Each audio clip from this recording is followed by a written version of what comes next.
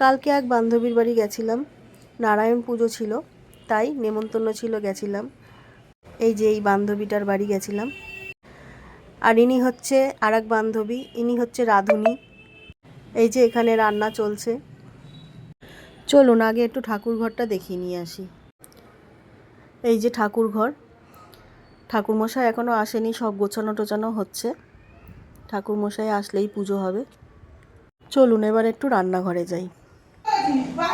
এই যে রান্না হচ্ছে, আলুর দম রান্না করছে। আসলে রান্না আমাদের দুজনকে করতে বলেছিল, আমার শরীরটা ভালো না, এই জন্য লেট হয়ে গেছিলো আসতে। আলুর দমটা বলতে গেলে ওই করেছে, আর আমি এসে একটু ফ্রাইড রাইসটা করেছি। আপনাদেরকে এবার দেখাই কি কি মেনু হয়েছে। ফ্রাইড রাইস, আলুর দম আর চাটনি, এটাতেও ফ্রাইড রাইস রয়েছে, আর চাটনি হয়েছে, পাঁপড় ভাজা আর মিষ্টি। এই হচ্ছে মেনু। এবার আমাদের খাওয়া দাওয়া।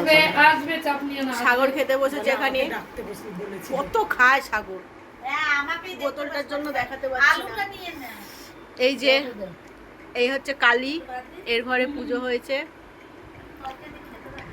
এই আমার ছেলে খেতে বসেছে, রিমি খাচ্ছে, রুনু এখনো খেতে বসেনি, কিন্তু মুখ নাড়ছে। আমি খাচ্ছি।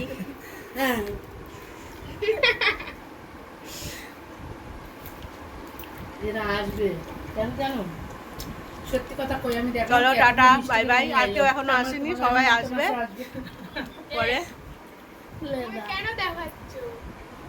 টাটা টাটা করে দাও সবাই, দাঁড়াও, টাটা।